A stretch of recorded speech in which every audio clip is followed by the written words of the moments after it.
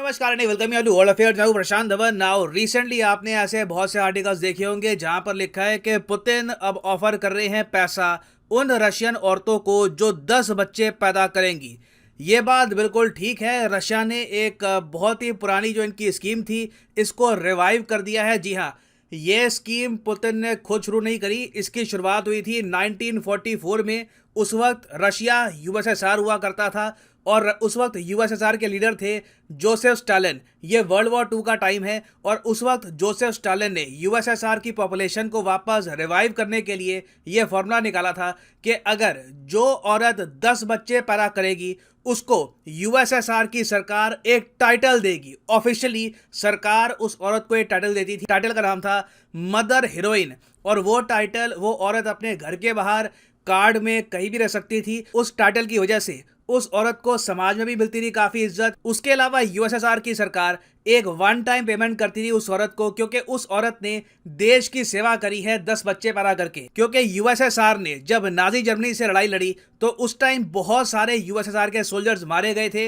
USSR की population इतनी ज्यादा स्क्यूड हो गई थी कि एक टाइम पर सेक्स रेशियो ऐसा हो गया था कि अगर मान लो यूएसएसआर में 7 मेल है तो उनके कंपैरिजन में 10 फीमेल थी। तो व्लादिमीर पुतिन ने वही वर्ल्ड वॉर 2 वाली जो स्कीम है उसको रिवाइव कर दिया है। कई जो जियोपॉलिटिकल एनालिस्ट हैं इसको चिंता की नज़र से भी देख रहे हैं कि पुतिन वर्ल्ड वॉर 2 टाइम की जो इनकी स्कीम्स थी ये रिवाइव कर रहे हैं, जिसके अंडर कोई भी औरत अगर 10 बच्चे पैदा करती है तो उसको इंडियन रुपीस में आप कह लीजिए वन टाइम पेमेंट होगी 13 लाख रुपए की। अब यहां पर वैसे एक सेकंड के लिए मैं ऐड कर दूं, अभी मेरे स्कीम के बारे में आपको और बताऊंगा। बहुत सारी इसमें जानकारी है, जियोपॉलिटिकल एंगल भी यहाँ पे आता है, मगर पॉपुलेशन के मामले में दोनों के व्यू पॉइंट कितने ज्यादा डिफरेंट है आप सोच कर देखिए। हमारे यहाँ ना ऑन रिकॉर्ड हमारे प्रधानमंत्री कहते हैं कि अगर आप अपनी फैमिली स्मॉल रखते हैं तो आप देशभक्त हैं। Keeping one's family small is an act of patriotism. क्योंकि हमारे यहाँ साउथ एशिया में, चाहे इंडिया हो, पाकिस्तान, बांग्लादेश, पॉपुलेशन एक्सप्लोजन एक बहुत ही ज्यादा बड़ा इशू है। 2018 में तो पीएम मोदी ने यह भी कह दिया था कि जो हमारे देश के राज्य हैं जिन्होंने अपनी पॉपुलेशन कंट्रोल करी है उनको तो इंसेंटिव भी मिलने चाहिए। और ये भी बात चल रही थी कि उन लोगों को भी देश में इंसेंटिव मिलनी चाहिए, टैक्स में छूट वगैरह, जो या तो बच्चे पैदा करते नहीं हैं या फिर अपना परिवार बहुत ही छोटा रखते हैं। अब ये तो हमने बात कर ली है इंडिया के बारे में। रशिया में आप अगर देखो, अगर आप वैसे आप सोच कर देखिए तो 10 बच्चे के 13 लाख रुपए, आप कहोगे अबाउट थोड़ा सा कम नहीं है? आई मीन 10 बच्चे बहुत एक बड़ी फैमिली होती है, आपके पास बड़ी जिम्मेदारी होती है। बच्चों के लिए खाना रेगुलरली लेके आना, उनकी पढ़ाई, उनके कपड़े, आप सब कुछ मैनेज कैसे करोगे? क्या ये प्रॉपर कंपनसेशन है 13 लाख? मैं वैसे आपको ये बता दूं 13 लाख तो ये वन टाइम पेमेंट है। उसके अलावा रशियन गवर्नमेंट की ऑलरेडी बहुत सारी स्कीम्स चल रही थी रशियन फैमिलीज के लिए, जहां पर रशिया क्या करता है कि 5,000 रूबल देता है हर एक बच्चे के हर महीने। तो मतलब कि अगर मान लो एक फैमिली है रशिया में, वहां पर 3 बच्चे हैं, एक 9 साल का, एक 6 साल का, एक 3 साल का, तो इस फैमिली को हर महीने मिलेंगे यहाँ पर 15,000 रुपए। और आप सोच कर देखिए, रशियन गवर्नमेंट ने ओपनली कह रखा है कि 5,000 रूबल ये देंगे हर बच्चे के जिसकी उम्र 3 साल हो चुकी है। तो अगर मान लो एक फैमिली है, वहां पे उन्होंने 10 बच्चे पैदा कर लिए, सारे बच्चों की एज 3 साल से ऊपर की है, तो उनको 50,000 रूबल तो सरकार से हर महीने यहाँ पर मिलेंगे। उसके अलावा 13 लाख रुपए अलग से मिलेंगे व्लादिमीर पुतिन की स्कीम के अंडर। फिर एडिशनल उनको फायदा ये मिलता है कि टैक्स में बहुत सारी छूट मिलती है। अगर वो कल को वहां पे निवेश करते हैं, सरकारी निवेश करते हैं, वहां पर भी एक्स्ट्रा रिटर्न मिलती है। तो ओवरऑल सरकार ने, रशिया की सरकार ने एक पूरा प्लेटफॉर्म बना दिया है जहां पर बस एक आदमी को अपनी फैमिली बड़ी करनी है और उसके बाद एक बार को वो काम ना भी करे ना, तब भी रशियन गवर्नमेंट ही उसके परिवार को पालती रहेगी। अब यहाँ पर आप कह सकते हो मगर रशिया ये सब कर क्यों रहा है अचानक से? आई मीन ये सब करने की जरूरत क्या आन पड़ी? देखिए व्लादिमीर पुतिन के सामने ना ये चार्ट इनके एडवाइजर्स ने कई बार रखा होगा। ये बहुत ही इंटरेस्टिंग चार्ट है। यहाँ पर आप देख पाओगे, ये यहाँ पे नीचे मैंने साल लिखा हुआ है 1960, ठीक है।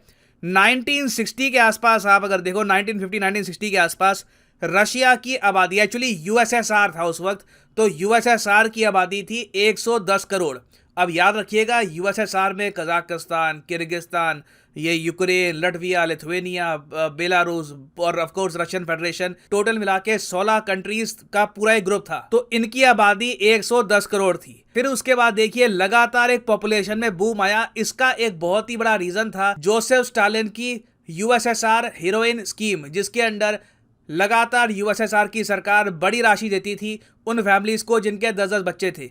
तो उसकी वजह से यहाँ पे आप देखोगे एक मैसिव 1950 से लेकर 1992-1993 तक रशियन पॉपुलेशन में एक ह्यूज जंप आया और एक बार को रशिया की आबादी 15 करोड़ के आसपास भी पहुंच गई थी। मगर फिर हमने देखा है कि रीसेंट ईयर्स में लगातार रशियन पॉपुलेशन में डिक्लाइन आया है और अभी रशिया यहाँ पे खड़ा है। टोटल रशिया की आबादी आप अगर देखो तो आपको मिलेगी 14 करोड़ 50 लाख के आसपास, जो अपने आप में मैं काफ़ी बार सुनता हूँ तो मजाक लगता है। आपको कि मजाक क्यों लगता है, समझाता हूँ आपको। अब एक मिनट के लिए मैप देखो, ठीक है। ये हमारा प्यारा भारत हो गया। यहाँ पे आपको दिख रहा होगा, ये आपके सामने देश है इंडोनेशिया। यहाँ पे आप ये टापू देख रहे हो, इस टापू को कहा जाता है जावा आइलैंड, ठीक है। आप देखो साइज में जावा आइलैंड कितना छोटा है। जावा आइलैंड में टोटल रहते हैं 14 करोड़ 80 लाख लोग। तो एक बार को सोच कर देखो, जितने लोग ना सिर्फ इस टापू में, पूरे इंडोनेशिया की आबादी तो 25 करोड़ से ऊपर की है, मगर सिर्फ इस टापू में ही 14 करोड़ 80 लाख लोग रहते हैं, जो इस पूरे पीस ऑफ लैंड से ज़्यादा है। This is absolutely insane. और रशिया की सरकार ये जानती है कि फ्यूचर में रशिया की पॉपुलेशन और डिक्लाइन करेगी। यहाँ पे आप देखोगे प्रिडिक्शन ये है कि 2080-90 के आसपास रशिया की पॉपुलेशन 10 करोड़ के आसपास या 11 करोड़ के आसपास हो जाएगी, क्योंकि रशिया की सरकार जितने यहाँ पर इंसेंटिव दे रहे हैं, बेसिकली क्या है कि रशिया में फैमिली स्ट्रक्चर अजीब सा हो चुका है, लोग शादी करना ही नहीं चाहते। और इस वजह से मैं आपको ये बता दूं, रशिया में ना ओवरऑल एक मेजर रिलीजियस चेंज भी हो रहा है। क्या है कि देखो, रशिया की सरकार ऐसी स्कीम्स निकालती है कि बच्चे पैदा करो, हम आपको ये पैसे वगैरह देंगे। रशिया में जो स्लाविक क्रिश्चियन पॉपुलेशन है, या फिर कह लो जो एथियस्ट पॉपुलेशन है, जो मॉस्को, सेंट पीटर्सबर्ग वगैरह में रहती है, ये इस इलाके में रहती है, वो ऐसी स्कीम्स को इग्नोर कर देती है। मगर रशिया का जो सदर्न रीजन है, ये जो यहाँ पे पार्ट है ना रशिया का, यहाँ पे रशिया की जो मुस्लिम पॉपुलेशन रहती है वो ऐसी स्कीम्स का लगातार यूज़ कर रही है। और इस वजह से मैं आपको ये बता दूँ, रशिया में थोड़ी बहुत अगर पॉपुलेशन स्टेबिलिटी अभी भी बनी हुई है कि इनकी पॉपुलेशन बिल्कुल क्रैश नहीं कर रही, उसका रीज़न है रशिया की मुस्लिम पॉपुलेशन। ऑलरेडी रशिया की मुस्लिम पॉपुलेशन 12 से लेकर 13% के आसपास पहुंच चुकी है। और यूएसए के एनालिस्ट और इवन रशिया के जो मुस्लिम लीडर्स हैं, उन्होंने ये कहा है कि 2034 तक, मतलब कि अभी 12 साल बचे हैं, 12 साल के अंदर अंदर रशिया की जो टोटल पॉपुलेशन है उसका 30% मुस्लिम होगा। और यूएसए की तो प्रेडिक्शन ये है कि आने वाले 30 सालों में रशिया एक मुस्लिम मेजॉरिटी कंट्री बन जाएगा, क्योंकि सदर्न रीजन में जहां पे प्रेडोमिनेटली मुस्लिम पॉपुलेशन के लोग रहते हैं,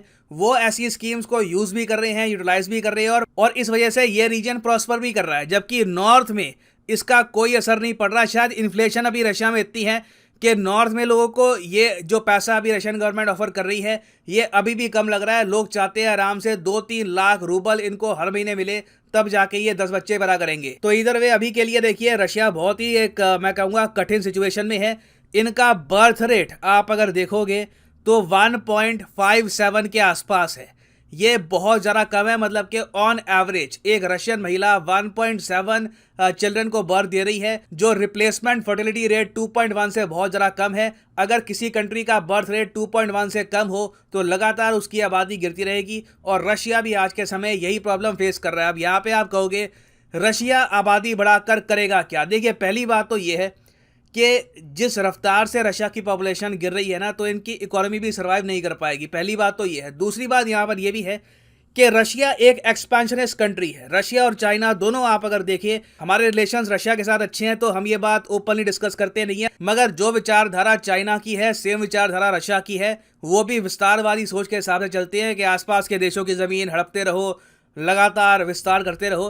तो रशिया के ग्रैंड प्लान्स हैं कि यूक्रेन के अटैक के बाद, यूक्रेन को एक बार ये जब हड़प जाएंगे, जो इनका प्लान है, उसके बाद ये चाहते हैं कि ये पोलैंड पर भी अटैक करे। बेसिकली रशिया ये चाहता है कि कंटिन्यूसली ईस्टर्न यूरोप में ये आगे बढ़ते रहे। बेलारूस ऑलरेडी ऑलमोस्ट रशिया का पार्ट हो ही चुका है, ये बहुत ज़्यादा कोर एलाई है रशिया का। ये जो 3 देश हैं ये भी खतरे में है। उसके बाद देखिए, यूक्रेन को कब्जाने के बाद रशिया पोलैंड की जो धरती है इसको भी कब्जाने की कोशिश करेगा। तो लॉन्ग टर्म में रशिया के ये प्लान्स हैं और उसके लिए इनको एक आर्मी चाहिए होगी और आर्मी ऑफ कोर्स देश की पॉपुलेशन से ही बनती है। तो अभी के लिए देखिए रशिया ने ये स्कीम तो लॉन्च कर दी है, मगर इवेंचुअली आप देखोगे इन स्कीम्स की वजह से अभी जो रशिया आपको दिख रहा है इससे काफ़ी एक डिफरेंट रशिया, एक डिफरेंट रिलीजियस आइडेंटिटी वाला रशिया आपको दिखेगा आने वाले कुछ दशकों में। नाउ फाइनली मैं आपसे यहाँ पर एक क्वेश्चन पूछूंगा जिसका आंसर आप सब लोग करोगे कमेंट सेक्शन में। मैं इसका आंसर आपको दूंगा नहीं, जो लोग कमेंट सेक्शन में इसका सही आंसर करेंगे उनकी कमेंट को मैं हार्ट दे दूंगा ताकि बाकी लोग भी समझ पाएं कि सही आंसर क्या है।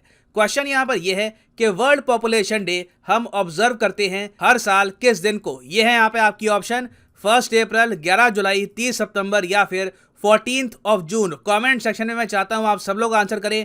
सही आंसर इसका मैं आपको दूंगा नहीं, आपको कमेंट सेक्शन से ही मिल जाएगा सही आंसर। और फाइनली यहाँ पर मैं ये भी ऐड कर दूं कि आप किसी भी एग्जाम की तैयारी कर रहे हैं, चाहे बैंक, एसएससी, नीट, आईआईटी, किसी भी एग्जाम की आप प्रिपरेशन कर रहे हैं, वीडियो की कमेंट सेक्शन में जाओ, पिन कमेंट में आपको मिलेंगे यहाँ पे ये सब link. For example let's say आप प्रिपेयर कर रहे हैं फॉर यूपीएससी, तो यूपीएससी के लिंक पर करो यहाँ पर क्लिक और यहाँ पे आप परचेज कर पाओगे the course of your choice. For example अगर मान लीजिए आप अभी एक कॉलेज स्टूडेंट हैं, आपके पास टाइम है 2-3 साल का, आराम से आप 2024-25 में एक अटेम्प्ट देना चाहते हैं यूपीएससी का, तो जो 36 महीने का कोर्स है ये आप कर सकते हैं परचेज। मगर जो प्राइसेस यहाँ पर लिखे होंगे ये पे करने की आवश्यकता आपको नहीं है। सिंपली यहाँ पर एक कोड डालो PD10 और प्राइसेस अपने आप यहाँ पर गिरने स्टार्ट हो जाएंगे। The prices will just start following, so use the code PD10 and save money. So इसी नोट के साथ ये है वीडियो का अंत। Thank you for listening and as always God bless you all.